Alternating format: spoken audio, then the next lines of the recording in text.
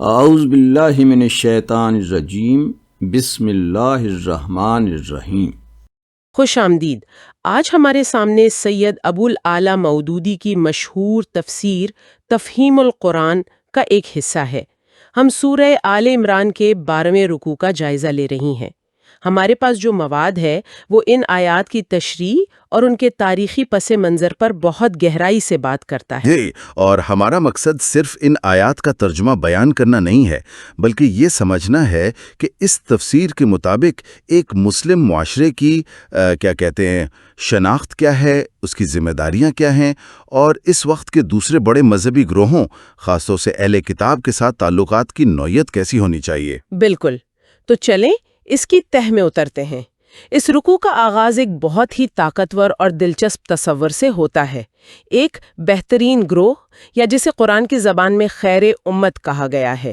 یہ تو ایک بہت بڑا دعویٰ ہے۔ اس کا کیا مطلب ہے؟ یہ واقعی ایک بہت بڑا دعویٰ ہے، اور تفسیر اس کی وضاحت کرتی ہے کہ یہ کوئی نسلی یا کوئی پیدائشی اعزاز نہیں ہے۔ مسلمانوں کو بہترین گروہ اس لیے کہا گیا ہے کہ انہیں ایک خاص مقصد کے لیے میدان میں لایا گیا ہے، اور وہ مقصد ہے انسانیت کی ہدایت اور اصلاح۔ تو یہ ایک ذمہ داری ہے، کوئی لقب نہیں۔ یعنی یہ صرف ایک تعریف نہیں بلکہ ایک جاب ڈسکرپشن ہے۔ تو اس جاب ڈسکرپشن کے بنیادی نکات کیا ہیں؟ تفسیر کے مطابق اس گروہ کی 3 بنیادی صفات یا ذمہ داریاں بیان کی گئی ہیں۔ پہلی ہے، تم نیکی کا حکم دیتے ہو۔ اچھا، یعنی صرف خود نیک ہونا کافی نہیں، بلکہ معاشرے میں اچھائی کو فعال طور پر فروغ دینا، اس کے لیے کوشش کرنا۔ بالکل، یہ ایک پرو ایکٹیو کردار ہے۔ دوسری ذمہ داری ہے، برائی سے روکتے ہو۔ یہ اسی کا دوسرا رخ ہے، یعنی معاشرے میں جہاں کہیں برائی، ظلم یا ناانصافی نظر آئے تو اس کے خلاف کھڑا ہونا۔ اور تیسری اور سب سے اہم، اللہ پر پختہ ایمان رکھتے ہو۔ یہ تیسری صفت دراصل پہلی 2 کی بنیاد اور روح ہے۔ اللہ پر ایمان کے بغیر نیکی اور بدی کا معیار ہی قائم نہیں ہو سکتا۔ یہ بات تو بہت گہری ہے۔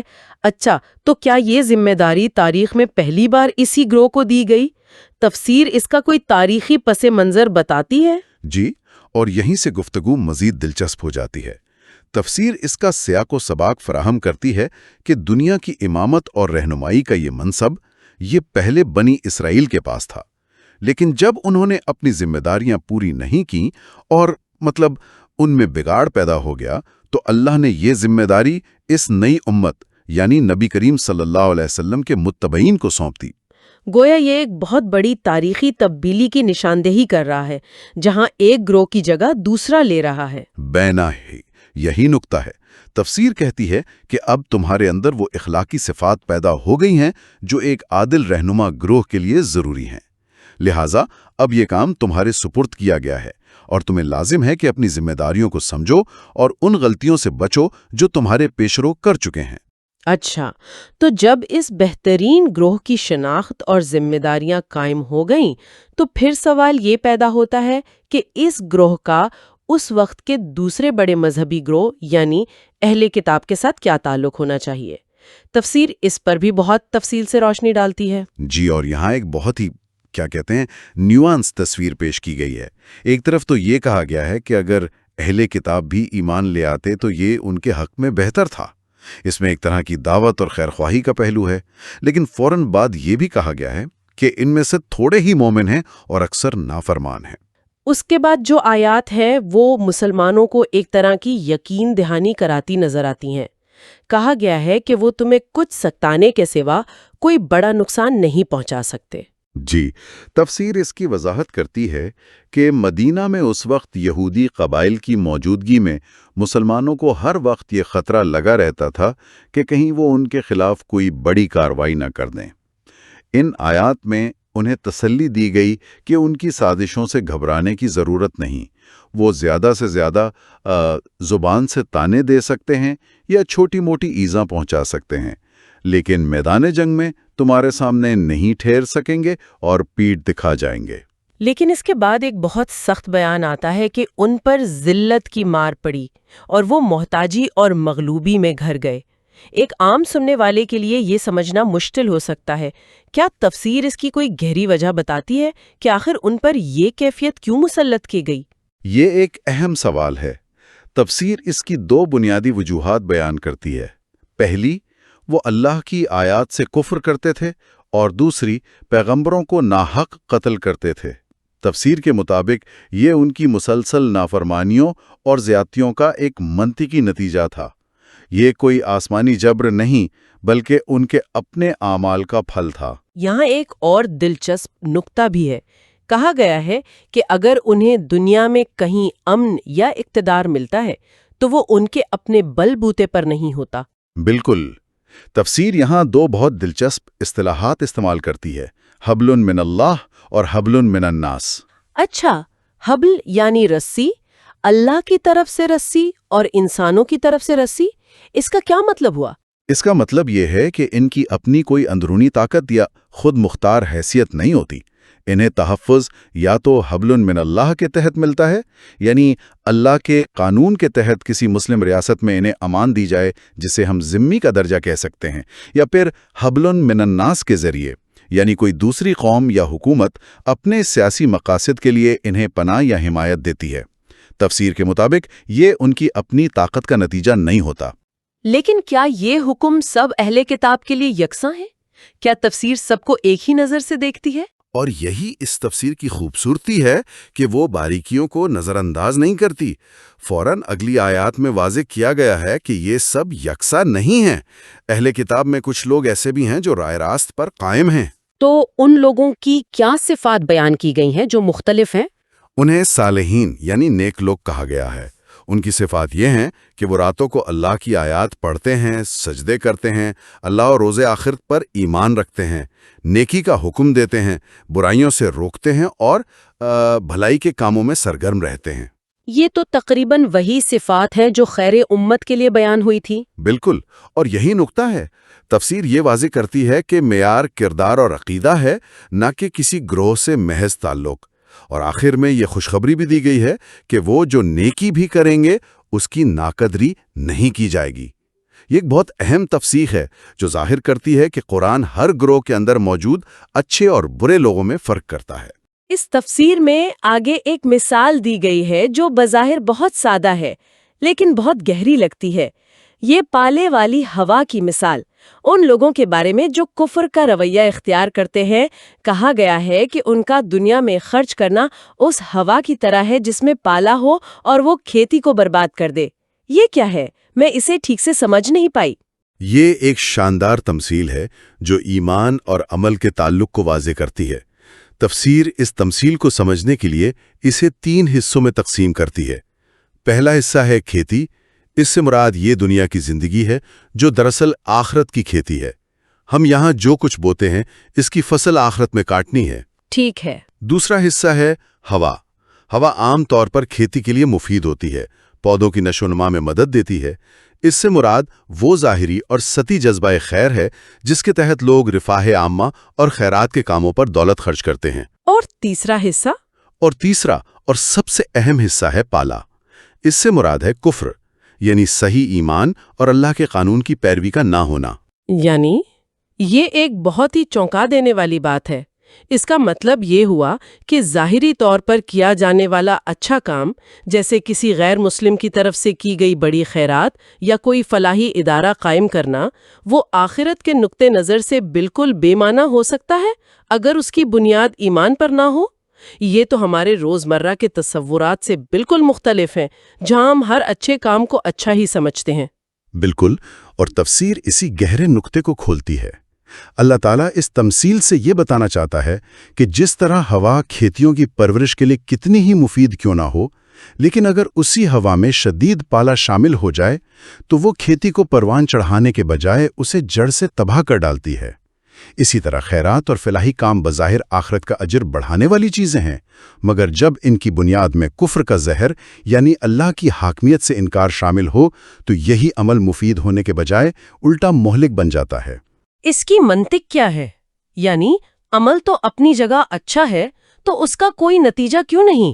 تفسیر اس کی منطق اس طرح بیان کرتی ہے کہ انسان کا، اس کے مال کا اور جس دنیا میں وہ کام کر رہا ہے، اس سب کا اصل مالک اللہ ہے۔ اب اگر کوئی شخص اس مالک کے اقتدار اعلیٰ کو ہی تسلیم نہیں کرتا یا اس کے ساتھ دوسروں کو شریک کرتا ہے اور مالک کی ملکیت میں اس کے قانون کو توڑ کر اپنی مرضی سے تصرف کرتا ہے تو اس کا یہ عمل نیکی کیسے ہو سکتا ہے؟ تفسیر کے مطابق یہ تو ایک جرم ہے جس پر اجر ملنا تو دور کی بات، الٹا مقدمہ قائم ہونا چاہیے۔ یہ ایک بالکل مختلف قانونی اور روحانی فریم ورک ہے جس سے اس مسئلے کو دیکھا جا رہا ہے۔ یہ واقعی ایک گہرا نقطہ ہے۔ آگے چل کر مسلمانوں کو ایک بہت ہی مخصوص اور عملی ہدایت دی گئی ہے کہ اپنی جماعت کے لوگوں کے علاوہ دوسروں کو اپنا رازدار نہ بناؤ۔ آج کے دور میں جہاں ہم بین المذہب ہم آہنگی کی بات کرتے ہیں، یہ بات تھوڑی عجیب لگ سکتی ہے۔ اس کا کیا پس منظر ہے؟ اس ہدایت کو سمجھنے کے لیے اس کا تاریخی پس منظر جاننا بہت ضروری ہے اور تفسیر اسی پر روشنی ڈالتی ہے۔ یہ ہدایت مدینہ کے ابتدائی دور سے تعلق رکھتی ہے۔ مدینہ میں انصار یعنی اوس اور خزرج کے قبائل اسلام قبول کرنے سے پہلے اپنے پڑوسی یہودی قبائل کے ساتھ صدیوں سے رہتے آئے تھے۔ ان کے درمیان گہرے سماجی، سیاسی اور معاشی تعلقات تھے۔ تو یہ تعلقات اسلام سے پہلے کے تھے، یعنی یہ صرف مذہبی نہیں بلکہ سماجی اور سیاسی اتحاد بھی تھے۔ جی بالکل، وہ ایک دوسرے کے حلیف تھے۔ لیکن جب انصار نے اسلام قبول کر لیا تو صورتحال بدل گئی۔ تفسیر کے مطابق یہودیوں کو نبی کریم صلی اللہ علیہ وآلہ وسلم اور آپ کے مشن سے شدید عداوت پیدا ہو گئی، کیونکہ وہ اپنی مذہبی پیشوائی ختم ہوتے دیکھ رہے تھے۔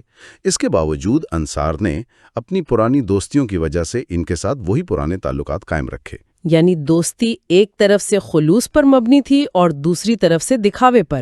تفسیر یہی کہتی ہے کہ یہودی ظاہر میں تو وہی دوستانہ تعلقات رکھتے تھے، لیکن دل میں وہ مسلمانوں اور اسلام کے سخت دشمن ہو چکے تھے۔ وہ اس ظاہری دوستی کا ناجائز فائدہ اٹھا کر مسلمانوں کی جماعت میں اندرونی پھوٹ ڈالنے، افواہیں پھیلانے اور ان کے جماعتی راز معلوم کر کے مکہ کے قریش جیسے دشمنوں تک پہنچانے کی کوشش میں لگے رہتے تھے۔ اللہ تعالیٰ یہاں ان کی اسی منافقانہ روش سے مسلمانوں کو محتاط رہنے کی ہدایت فرما رہا ہے کہ ایسے لوگوں کو اپنی اندرونی مشاورت اور رازوں میں شریک نہ کرو۔ اسی سلسلے میں ایک اور بڑی عجیب صورتحال کی طرف اشارہ کیا گیا ہے۔ کہا گیا ہے کہ تم تو ان سے محبت رکھتے ہو مگر وہ تم سے محبت نہیں رکھتے، حالانکہ تم سب آسمانی کتابوں کو مانتے ہو۔ یہ تو ایک عجیب تضاد ہے۔ بالکل، تفسیر اسی نقطے کو اجاگر کرتی ہے کہ یہ عجیب ماجرا ہے کہ شکایت بجائے اس کے کہ تمہیں ان سے ہوتی، ان کو تم سے ہے۔ مسلمان تو قرآن کے ساتھ توریت اور انجیل کو بھی اللہ کی کتابیں مانتے ہیں، اس لیے ان کے دل میں اہل کتاب کے لیے بغض کی کوئی وجہ نہیں۔ شکایت اگر ہو سکتی تھی تو مسلمانوں کو ہونی چاہیے تھی کہ وہ قرآن کو نہیں مانتے، مگر صورتحال الٹ ہے۔ اور پھر ان کے رویے کی تصویر کشی کی گئی ہے کہ جب وہ ملتے ہیں تو کہتے ہیں کہ ہم ایمان لائے، لیکن جب الگ ہوتے ہیں تو مسلمانوں پر غصے سے انگلیاں چباتے ہیں۔ جی، یہ ان کے شدید اندرونی بغض کی علامت ہے۔ آیت کہتی ہے کہ ان کے دل کا بغض ان کے منہ سے نکلا پڑتا ہے، اور جو کچھ وہ اپنے سینوں میں چھپائے ہوئے ہیں وہ اس سے بھی شدید تر ہے۔ لیکن ان تمام انتباہات کے بعد آخر میں ایک بہت بڑی یقین دہانی کرائی گئی ہے کہ ان کی کوئی تدبیر مسلمانوں کے خلاف کارگر نہیں ہو سکتی۔ لیکن اس کے لیے ایک شرط بھی رکھی گئی ہے، یہ غیر مشروط نہیں ہے۔ جی، اور وہ شرط اس پورے رکوع کا نچوڑ ہے، بشرطے کہ مسلمان دو چیزوں پر قائم رہیں۔ پہلی، صبر سے کام لیں، یعنی ان کی اشتعال انگیزیوں اور سازشوں پر جذبات میں آ کر کوئی غلط قدم نہ اٹھائیں، تحمل اور استقامت کا مظاہرہ کریں۔ اور دوسری، تقوی اختیار کریں، یعنی ہر حال میں اللہ سے ڈر کر اس کے قانون کی پابندی کرتے ہوئے کام کریں۔ اگر یہ دو چیزیں موجود ہیں تو اللہ فرماتا ہے کہ ان کی کوئی چال تمہیں نقصان نہیں پہنچا سکتی، کیونکہ جو کچھ وہ کر رہے ہیں اللہ اس پر حاوی ہے۔ تو آج کی اس گفتگو کا خلاصہ کیا ہے؟ اگر ہم اس سب کو سمیٹیں تو اس تفسیر کی روشنی میں چند بہت اہم نکات سامنے آئے ہیں۔ پہلا تو خیر امت ہونے کا مطلب جو ایک اعزاز سے زیادہ ایک عظیم ذمہ داری ہے۔ دوسرا، اہل کتاب کے حوالے سے ایک بہت تفصیلی اور نیوانسڈ موقف، جس میں اچھے اور برے لوگوں میں واضح فرق کیا گیا ہے، سب کو ایک ہی لاٹھی سے نہیں ہانکا گیا۔ تیسرا، اعمال کی قبولیت کے لیے ایمان کی بنیادی شرط، جسے اس پالے والی ہوا کی تمثیل سے بہت خوبصورتی سے واضح کیا گیا ہے کہ بنیاد کے بغیر عمارت بے معنی ہے۔ اور چوتھا، دیگر گروہوں کے ساتھ تعلقات استوار کرنے کے اصول، خاص طور پر رازداری، اعتماد اور دشمنی اور دوستی میں تمیز کرنے کے معاملات میں ایک بہت ہی عملی رہنمائی دی گئی ہے۔ اگر ہم اسے بڑے تناظر میں دیکھیں تو یہ تفسیر ایک معاشرے کو اپنی شناخت، اپنی ذمہ داریوں اور بیرونی دنیا کے ساتھ اپنے تعلقات کو سمجھنے کے لیے ایک مکمل فریم ورک مہیا کرتی ہے۔ بالکل، اور یہ بار بار اس نقطے پر زور دیتی ہے کہ اصل طاقت اور تحفظ کا راز اندرونی اصلاح اور مضبوطی میں پوشیدہ ہے۔ بیرونی چیلنجز کا مقابلہ بھی اندرونی روحانی اور اخلاقی قوت سے ہی کیا جا سکتا ہے۔ اور اسی کے ساتھ ہم اپنے سننے والوں کے لیے سوچنے کے لیے ایک نقطہ چھوڑ جاتے ہیں۔ یہ تفسیر بار بار اس بات پر زور دیتی ہے کہ بیرونی سازشوں، منصوبوں اور دشمنی سے بچاؤ کا حتمی انحصار صبر اور تقوی جیسی داخلی روحانی کیفیات پر ہے۔ تو یہاں یہ سوال پیدا ہوتا ہے کہ ایک معاشرے کو، چاہے وہ کوئی بھی ہو، اپنی بقا اور کامیابی کے لیے اپنی توجہ بنیادی طور پر کہاں مرکوز کرنی چاہیے؟ اپنی داخلی، اخلاقی اور روحانی اصلاح پر، یا پھر بیرونی سیاسی اور عسکری حکمت عملیوں پر؟